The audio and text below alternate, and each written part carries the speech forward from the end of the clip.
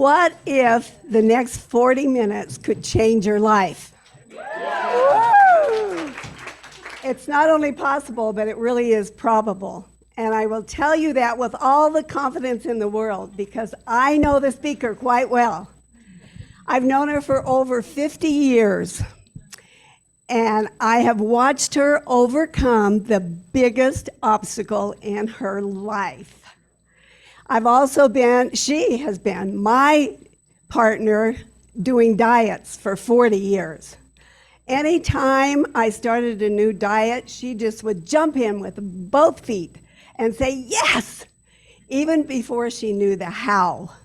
She's also my next door neighbor. And I will tell you, she's been my next door neighbor for about 18 years, but I will tell you that every time she walks through my back door, she lifts me up and makes me want to be better than I am. She is amazing. She is amazing in every way, and I'm so proud of her. She is my daughter, and she really has been blessing my life since the day she was born. I told her I wouldn't make her cry, and I wouldn't cry, but it's too late. Anyway. Anyway, Jaimi is really extraordinary. I just want you to know a couple of things about her. She takes meticulous care of her family. That is her top priority. Her husband, her 4 children, grown children, I might add, and a little dog named Ozzy. And on top of that, she has an elderly lady that is not a relative, but didn't have any place else to go. So Jaimi just moved her right in, and she became part of their family. So imagine all that, plus she is my husband's executive assistant. And that requires a lot. I'm just going to tell you right now. He's very demanding. So after all that, after hearing all that, she still has time to serve others. I'm going to tell you just a quick little example. A few weeks ago, I had my food from the store all spread out on the counter, ready to do my food prep. And it was in the grocery bags, and something came up, and I had to leave. And so I just stuffed it all back in the fridge, still in the grocery bags, and ran off. And I came back in a few hours, and I was all ready to tackle it's about a 3-hour job for me to do my food prep for the week. So I went in, I changed my clothes, I rolled up my sleeves, and I opened up the fridge, and all the grocery bags were gone, and all the food had been sliced, diced, chopped, and grated, and was in individual containers in the fridge ready for me for the week. Who does that for someone else? Who does that? I'll tell you. My daughter, Jaimi, and my other daughter, Nisha, who is here with us to show her support. Her and her husband, Tony, we're so glad to have them here. They make me a little teary. I can't look at them. Anyway, she still has time to serve, and she does that willingly all the time. I have these 2 daughters that are amazing, and together they are this perfect storm. I call them my hurricane and my tornado, because when they get together, they can get more done just whipping around and being busy. They can get more done in an hour than the rest of us could get done in 12 hours. They are amazing, and I feel like the luckiest mom in the whole wide world to have them in my life. I'm so proud of them, and I love them so much. Today, Jaimi is going to share with you how to cope with social pressure so that you can have the life that you have always dreamed of. She is going to teach you what she does to cope with a room full of people trying to persuade her to indulge. What's her formula for doing this? Let's have Jaimi tell you herself. With all the love and the joy that you have in your heart, please give me a warm welcome for Jaimi Ethington. All right, well, growing up in Arizona was magical because monsoon season comes in late summer with tons of thunderstorms. And when we were kids, we used to get in my parents' motorhome, the Winnebago. That's for you, Nisha. And we loved to ride out these storms and pretend like we were going on these really grand and fantastic adventures. There would be tons of wind and dust, and there would be tons of lightning and thunder, but if it was a really, really good storm, it had rain. Then the storm would end, and the peace and calm that would be there after the storm when everything is new and clean, and in the desert, it smells amazing. That's not working. There we go. As a kid, I didn't know I had a food addiction. I did not know that the storm raging in my mind was an addiction. Sure, addiction runs in my family, drugs, alcohol, the usual stuff, but food can be an addiction. Well, I had a food addiction. And when I was really, really little, I was really consumed with like all of the food thoughts. And we had this huge walk-in pantry that was like a food addict's paradise. You would walk in there and there was any snack that you could imagine in this pantry. And it was at one end of this hallway. And on the very other end of the hallway, all the way down, a really long hallway, was my parents' master bedroom. Well, I would think I was so stealth, right? I could sneak in there in the night. I could get some snacks. It would be fine. But my dad had like bionic hearing or something. And he would know which kid it was up by our footsteps. Somehow I knew I would get caught. I mean, I wasn't in trouble, but I was supposed to be in bed. So that was never a good thing. And I would just hear, Jaimi, what do you need down there? But that didn't stop me. I was overpowered with the food. So when I was 10, I joined Weight Watchers. There I'd be, standing in line for the weekly weigh-in. Everyone else in the line is adults. And I can remember the anxiety building. I would just get a little bit panicky, wondering if I had lost weight. Would they ring the bell? Well, that started a whole nother storm for me, a storm with the scale. If I lost weight, woohoo! I celebrated with food, right? I did so good that week. I deserved a treat. But what if I gained weight? Well, then I drowned my sorrows in food because I had tried so hard all week with nothing to show for it. Forget about it. I might as well eat whatever I want. So that just continued. And by junior high, I was the little junior high kid sitting in the circle with all of her friends eating NMF. If you don't know what that is, it's bright line lingo for not my food. And I'd be shaking up my little Herbalife shake and drinking that. So high school and adult life really didn't bring much difference for me. If you named a diet, I tried it. I mean, Atkins, South Beach, Jenny Craig, Nutrisystem, Diet Center, meal replacement pellets. I don't really know what they're called, but if you know, you know. They were all different flavors. Pretty sure those things were just loaded with sugar, because man, they were tasty. And I might have snuck a couple extra, more than I was supposed to have for my allotted amount at whatever certain meal. But I even tried hypnosis, prescriptions, personal trainers, and as an addict, I tend to get in a little too deep at times, and I might have had 2 personal trainers at the same time. So you name it, I tried it. So fast forward to 2016, I was living in Virginia at the time, and my mom had come, my parents had both come actually for my daughter's high school graduation, and my mom hops out of the truck, and I can't believe it, she looks amazing. So of course I'm like, Mom, what have you been doing? I mean, she always tells me when she finds something new, she sends me the book, it's super exciting. And so I couldn't believe she hadn't shared whatever she had been doing. So I'm like, what have you been doing? What did you not tell me? So she tells me that she's doing this program, Bright Line Eating. And she starts to tell me all about it. She really feels like it's the answer to her food addiction. This is the answer this time. This is how we're gonna conquer the addiction. And I'm getting super excited until she says, no flour, no sugar, weighed and measured portions, 3 meals a day, no snacks. And I was like, forget about it. I'm not doing that. I don't want to do that. And so I thought about it for a few days, and really I'd tried everything else. So I might as well give this a try, right? So I did.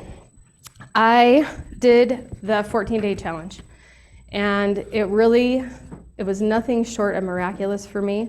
For the first time in my entire life, I was not plagued with food thoughts. And if you identify as an addict, you understand what I mean when I say that's all you think about.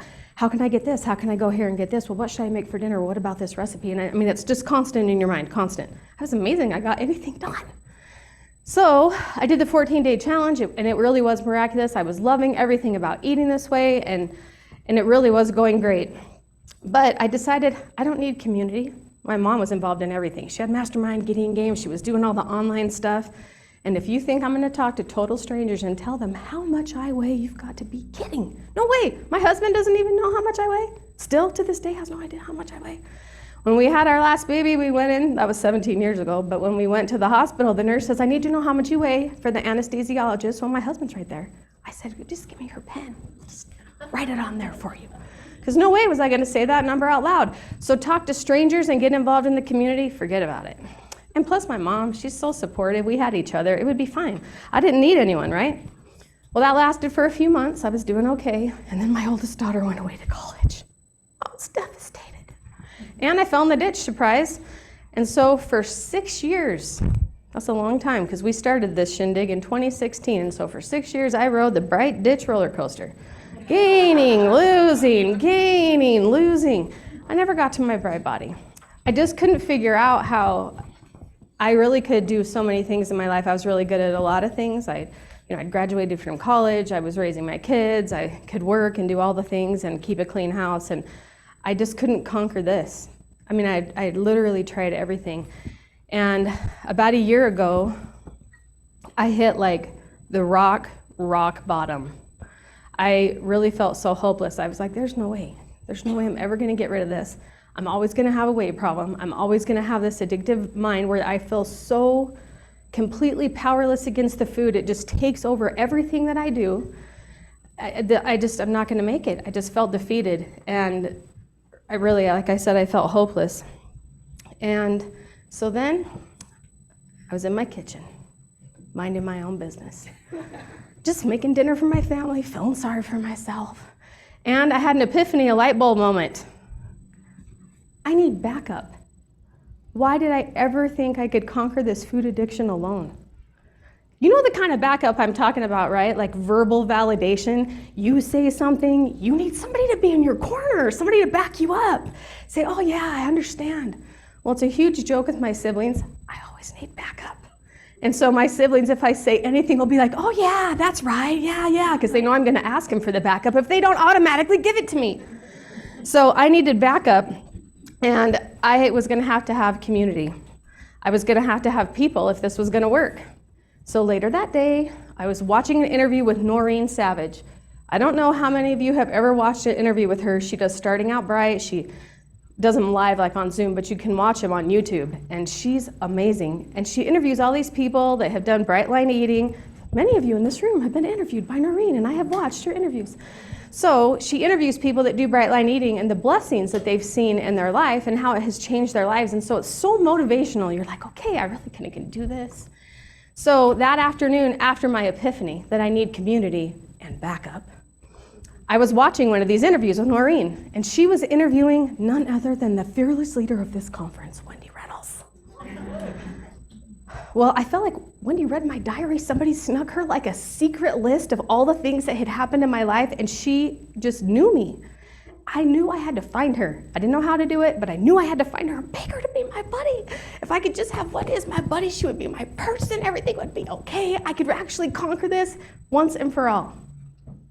So my mom was working with Kathleen Braden at the time. Kathleen knew Wendy, got Wendy's number, gave it to my mom, gave it to me. And on June 25th, 2022, so just about 1 year ago, I called Wendy and begged her to be my buddy. And she's so nice. She has so much to do, but she said, sure. You gotta love Wendy for that. Anyway, it's been life-changing for me. I'm a crier, just don't take it personal. I have to say that when you have somebody that gets you, somebody that totally understands how it feels to be addicted and completely consumed by it, where you just don't feel like you can handle it ever, it's the greatest feeling in the world. And it really has been life-changing for me. I finally have fully surrendered, and my mind is quiet.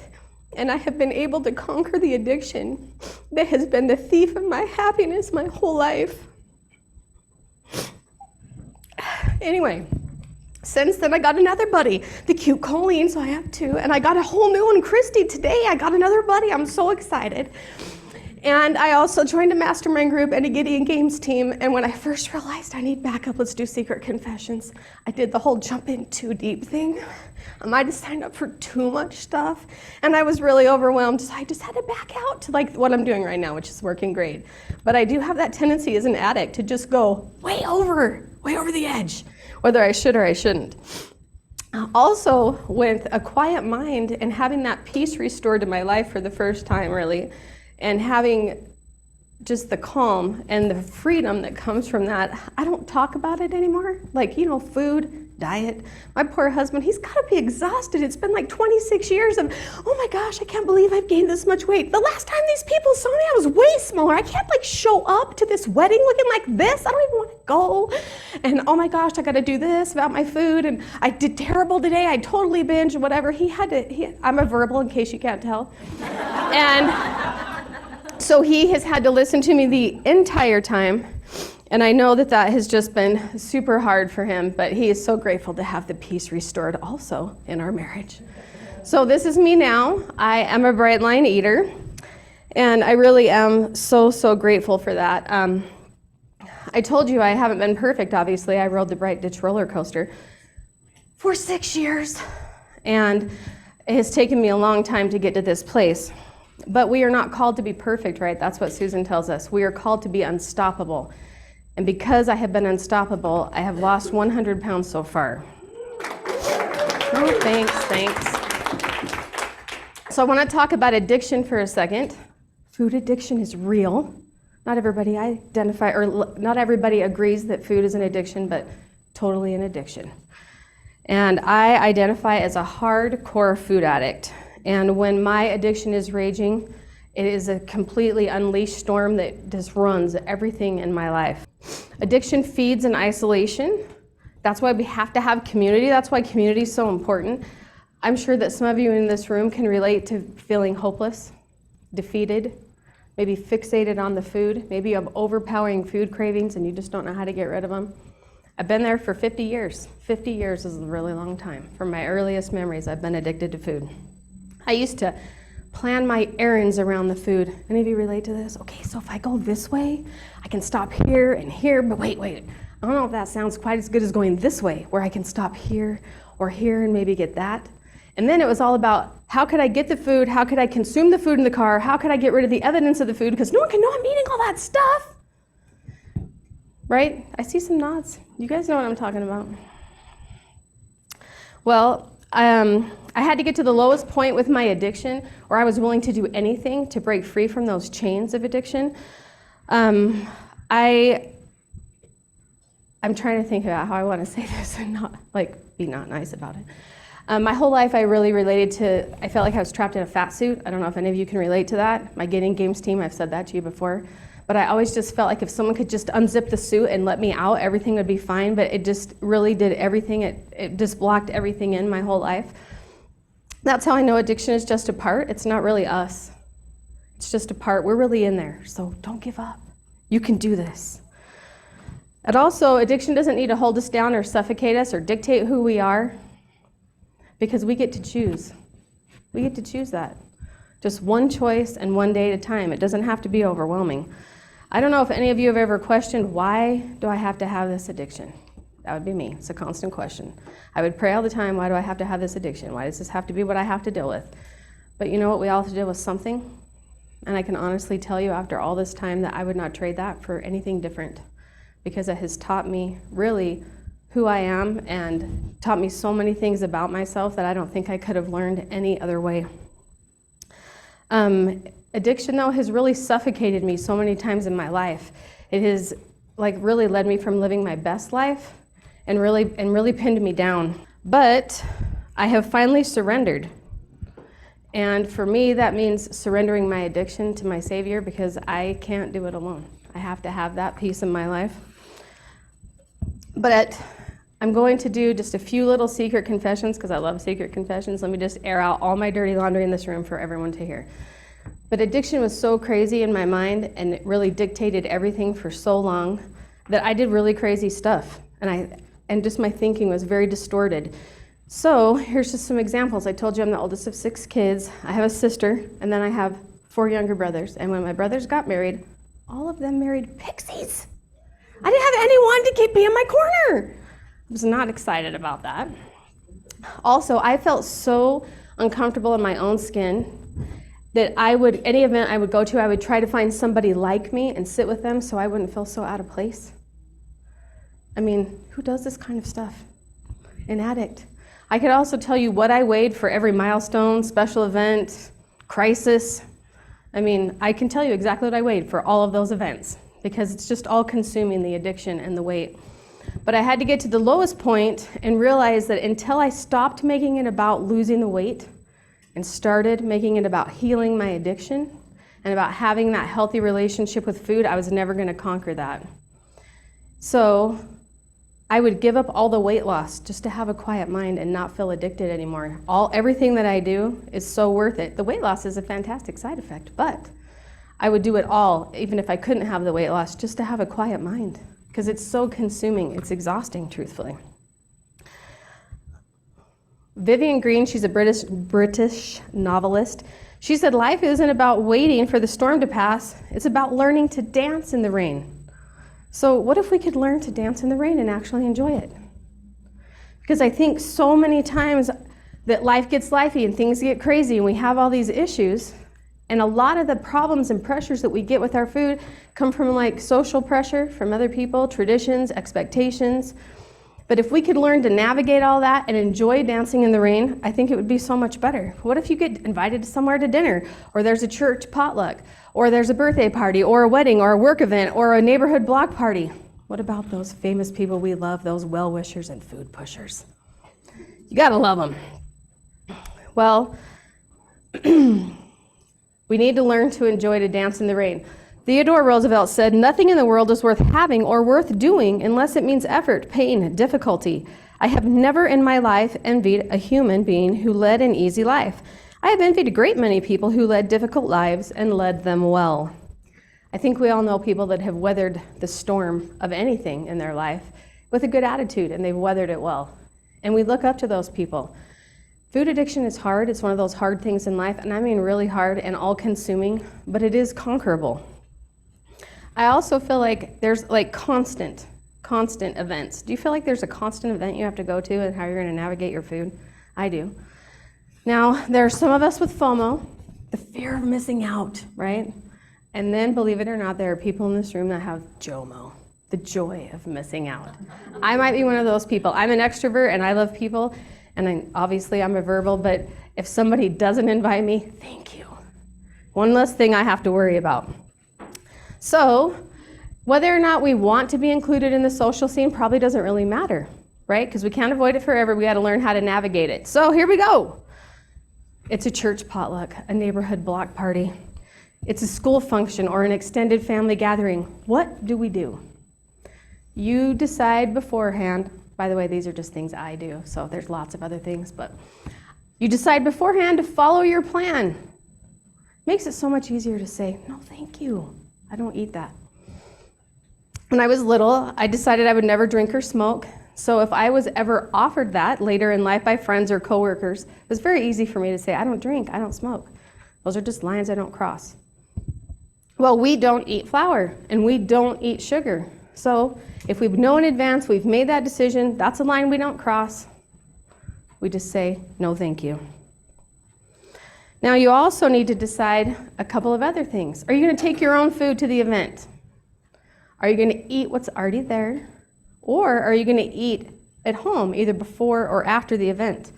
Well, what I normally do is I sign up to bring stuff. It's usually whatever bright food, like a big salad or like a vegetable dish of some sort.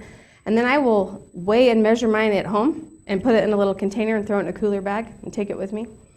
And then when I get there, and I also carry like pre-measured protein in like a little Ziploc in my purse, like edamame or seeds or nuts, whatever. And then I always have protein with me, no matter where I am. But then when I get to the event, a few different things can happen. One, I can just go up, grab a plate off the buffet, put my food I brought on that plate. Looks like I just went through the buffet with everybody else, no big deal. Now, if I'm feeling really comfortable in my skin that day and I don't mind the questions, I just pull my container out of my little cooler bag and just eat right in front of everyone because I don't care. But I'm not always in that headspace. I don't know about you, but sometimes I'm not up for the questions. So it really depends who's there and kind of how I'm feeling that day and what's going to help me feel the most peace at the event. I also will choose just not to eat at the event. That's usually my go-to.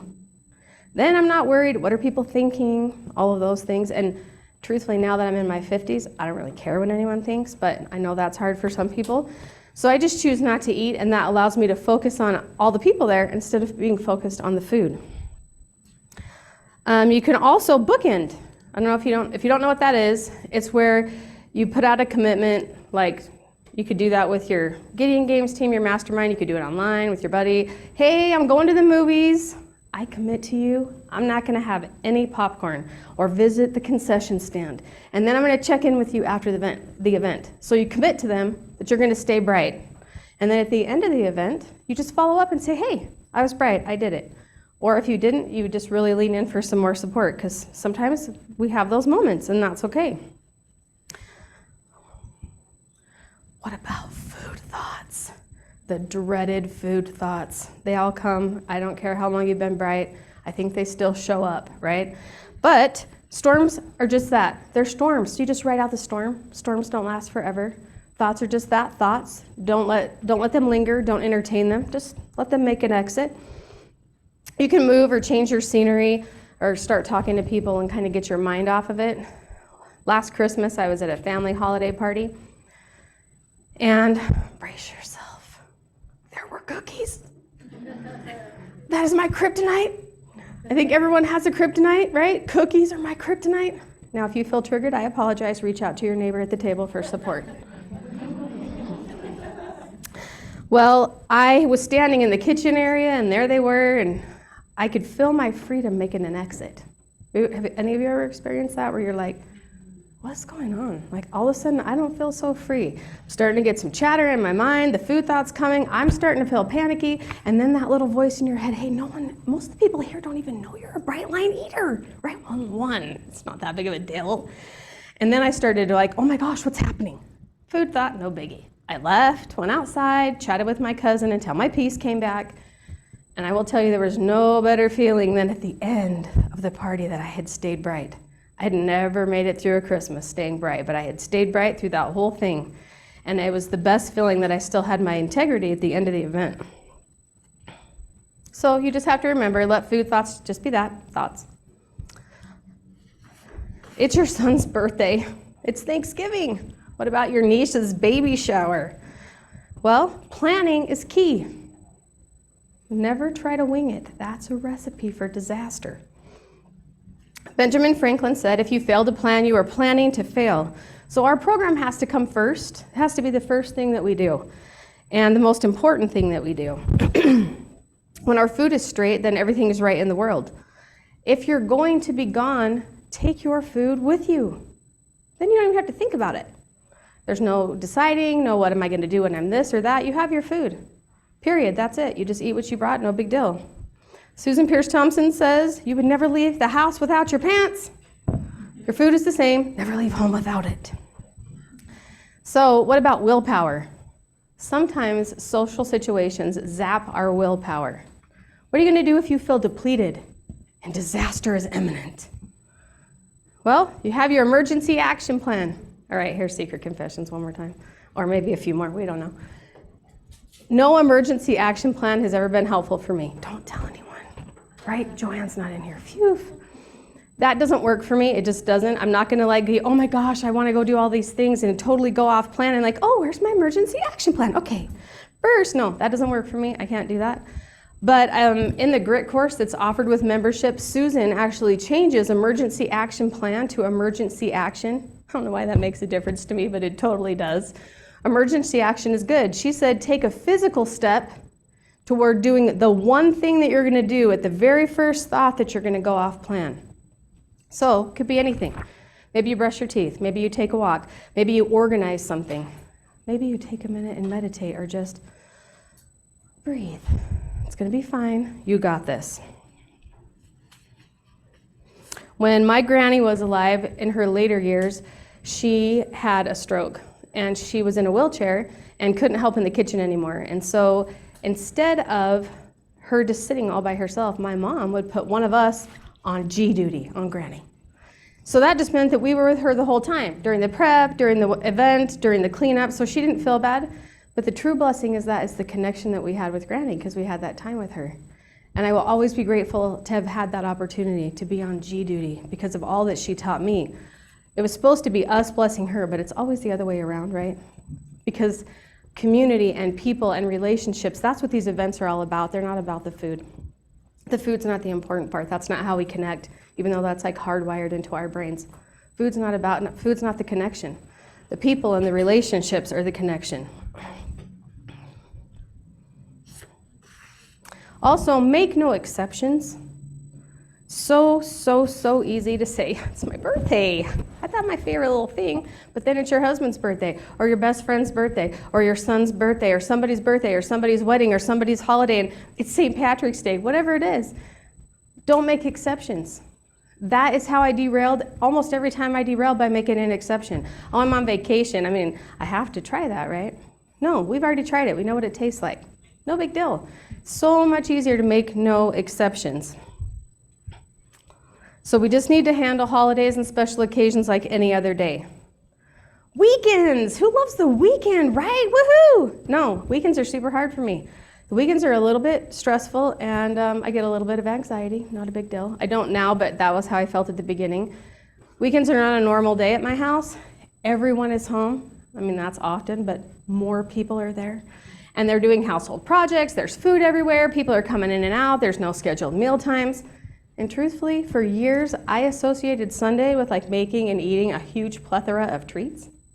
So weekends are just hard. So here's what I do. I just follow my plan. Plan and confit my food the night before. I eat only in exactly that. I stick to my meal times. I'm mostly eating by myself because it's like a free-for-all. I also like to meal prep on Saturdays. I love having all of my food in the fridge ready to go for the week, just grab and go. Plus, I feel so proud that it's already cut up and just in there and I don't have to think about it.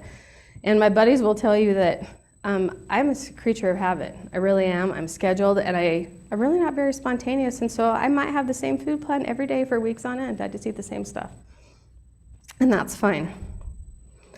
So I also keep my food simple. I am not like a sexy food girl. I don't do recipes. Any kind of looking up a recipe, then I start fantasizing about things, and oh, that would taste good, and what about this? And then here comes the chatter, and it's a disaster. So I just do simple, very, very simple food. My husband is the cutest, and he takes me on a date every week, and on date night, we eat out. But restaurants are scary. There's so many choices. Well, we eat at this place called Uprooted Kitchen. I'm just putting in a plug for Uprooted Kitchen if you ever get to Gilbert, Arizona. And it is a whole food, plant-based, really clean restaurant, and they make amazing food, and we will plan our entire date around this place. I'm not kidding. We will get up in the morning. My husband leaves for work at 5, and it's not uncommon for us to put the order in at 4 a.m. We've already planned our date. I know when I'm going to get out of the movie. I know what time I'm supposed to pick up the food. I already know what I'm having. I've ordered it, and it's done by 5. And they make fun of us. They know us at the restaurant. They're like, yeah, your order didn't come in until 4:30 today. So that's what we do. Also, you can just look up the menu online ahead of time and make the decision in advance. Now, always have a couple of options in case they run out of something, because that does happen. And I know it's a huge concern. Are we going to get enough vegetables? Nobody eats the amount of vegetables that we do. A side of vegetables, that's a joke. What is that, 3 ounces of broccoli? No, thank you. Now, sorry about this, Mom. One time, we were all in Myrtle Beach, all of us adults, and my siblings, my parents, and we were at a restaurant, and of course, my mom and I are bright line eaters, and my mom's really panicky that she's not going to get enough vegetables. So she orders the salad, a side salad for the salad, and a couple of sides of vegetables to go with it, and there were plates all over the table, and we just laughed our pants off. It was super funny. So if you get panicky, go ahead and treat yourself to a side salad for your salad. It's okay. Just get what you need. And just keep your eyes on your own plate. Doesn't matter what anybody else is eating. Okay, this is my favorite. What about well-wishers? Food pushers, downers, haters. You know them. They exist. I have a whole bunch of them in my family. Well, not this family, my husband's family. We don't tell him I said that. So, you know, they know better, right? You've got to eat more than that. That's just not healthy. You're not looking so good. I don't think you can just eat vegetables. I don't think that's a good idea. Well, it all comes down to following our plan and making the decision and kind of how we handle things. So when someone offers you something, do you say, oh, dieting, can't have that? Or do you say, oh no, thank you, I don't eat flour, I don't eat sugar. Huge difference between can't and don't. My husband will tell you that might be a tiny bit of a pet peeve of mine. When I hear my sister-in-law say, oh, I can't have that, I want to say, and I don't, of course, I'm super nice, but I want to say to her, yeah, you can. You just choose not to. So don't. It reminds your brain and you that there are very clear lines and clear boundaries that we don't cross. We don't eat those things. So I prefer don't. Now, what about the bombardment of questions at these events? Why are you eating that? What are you doing that for? Like, is it working for you? Like, why did you decide to do that? Doesn't that sound restrictive? You have to weigh your food, all the things. So what do you do about all the questions? You just have to be clear that you are a bright line eater. I used to be the very best cook and baker, especially baking. I had perfected desserts. I was the one that was asked to bring a dessert to every family function on both sides of the family, my husband's and mine. And when I became a bright line eater, that obviously changed. I'm a 10 plus. If you could go to 20, that would probably be me on the scale. And so I have no business being anywhere near the flour or sugar. My mom can make things and be fine and not eat it. I cannot, especially if she's making my kryptonite. We won't say that word again out loud. But if she is, she'll tell me I don't even go to her house for my own safety. So I just tell them I no longer bake. I don't do it anymore. And you just have to be really, really clear about that. I had one really awkward moment with my sister-in-law one time. She asked me if I would bring rolls to my niece's baby shower. And I said, I would love to bring the rolls if you don't care if I buy them. So she said, sure, buy the rolls, no big deal. I'd be happy with that. Then I show up to the shower with the rolls I have purchased only to see her perfect homemade rolls already there. Have you ever had something like that happen to you? And at first I'm like, you gotta be kidding me. And then I thought, why do I even care? I'm bright, I don't care. You wanted to make your own rolls and make them look pretty, that's on you. Here's your store-bought rolls, and that's fine. I didn't care one little bit. So it's taken me a long time to get to that place. You have to want to be rid of your addiction bad enough that you're willing to do anything, even if it tell your sister-in-law you're not making the rolls. And that really was something that I identified with. It was, if people would say, hey, what's your hobby? What do you like to do? Mine? Cooking, baking, that's what I used to say. So I've had to change quite a few things. And I don't feel bad about it because my brain is quiet. So I show up better for all the family events. I show up better for my husband, for my kids. And I have so much more bandwidth to handle everything else because it's not the constant 24/7 food chatter going on in there. Joanne Campbell Rice tells us that we can also use the broken record technique and just tell people, hey, this is what I'm doing, thank you. This is what I am needing, thank you. This is what I am choosing to do. You don't have to explain, justify, or convince it to anyone. It's your body. And then Susan tells us that we just tell people, you can say you have food allergies, food sensitivities. If someone came to your house and said, no thanks, I have allergies, would you be like, what kind of allergies? I mean, I would just say, oh, okay. I don't think I would bombard them with questions. She also says you can use whatever ailment you have. Got the migraines, maybe you have diabetes, maybe you got the gout, we don't know. But I will tell you that, anyway, I'll tell you that if you say that I've stopped eating flour or sugar, and so my migraines are so much better, people are just excited for you that you're feeling good. So that usually works too. You just have to also decide that you're a bright lifer and you're willing to do whatever it is. You're willing to tell anybody that you're not doing that regardless. You just have to learn to be okay with that. I realize it's difficult. You don't want to hurt somebody's feelings. My mom was just barely at our neighbor's house, and this nice little neighbor had made all this food with flour. And she kept trying to give it to my mom, and my mom's like, oh, I don't eat flour. But you feel bad when they've gone to all this trouble to make a little something for when you come over, but you know what? Nothing is worth giving up your piece. Nothing. There's no food that's worth giving that up, and I would, nothing for me. I will tell you also that I have just totally been convinced in my life that the word food pusher in the dictionary, the definition says Ethingtons. Like my husband's family, they're great, and I really do love them, but we can't talk about food. And these are the questions I get. People will say, you're never gonna eat blank again? Nope. Hey, I made your favorite blank. You know you want one? One little taste isn't gonna hurt you. Or my very favorite that they say is, what do you even eat anyway? And they're super funny like that. But the more we handle the storms of social pressure and the more practice you get at doing things, the more automatic it becomes. The easier it gets, and it starts to have a rhythm with it. It's not so difficult. You can tell people no thank you, and it's fine. It's no big deal because of the rhythm. So life, there's all kinds of things in life with a rhythm. Thunderstorms have a rhythm, right? We get the warm air, it rises, it gets colder, we get the moisture, the convection cells, the rain, and the wind come. The ocean has a rhythm. The tide goes in, comes back out. Our daily routine has a rhythm. We get up, we take a shower, we exercise, we do our habit stacks, we brush our teeth. Some of us make our bed.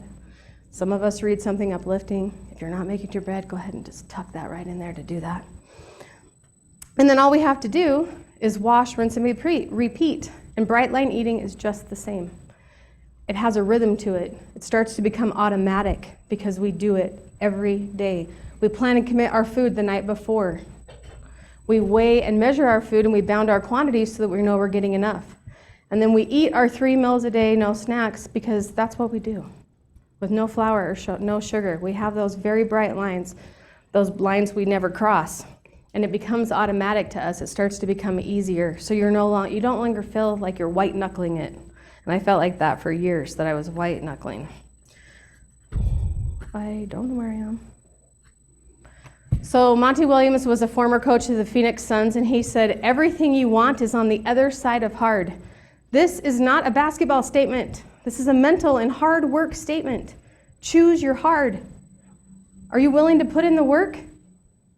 I will tell you one of my favorite mantras that I say to myself if I'm having a rough day, because there's still hard days, there just are. Addiction, it's just some days are rough. I always say to myself, losing weight is hard. Being fat is harder. Having a chattery brain is much, much harder. So it all comes down to what you're willing to do, the peace and the freedom versus the storm raging in your life. What are you willing to do to attain that freedom and attain that peace? Do you want the raging storm with all the sugar and flour, or do you want a quiet mind? Do you want food obsession or food automaticity? Winston Churchill said, success is stumbling from failure to failure with no loss of enthusiasm. Do you know how many famous people failed at first, or many, many, many times, but they never gave up? Fred Astaire. He starred in dozens of Hollywood and Broadway shows, and he was ranked in the top 25 male film legends of all time. But at one of his very first auditions, it said he couldn't act, he couldn't sing, he was a little bald, and he could only dance a little.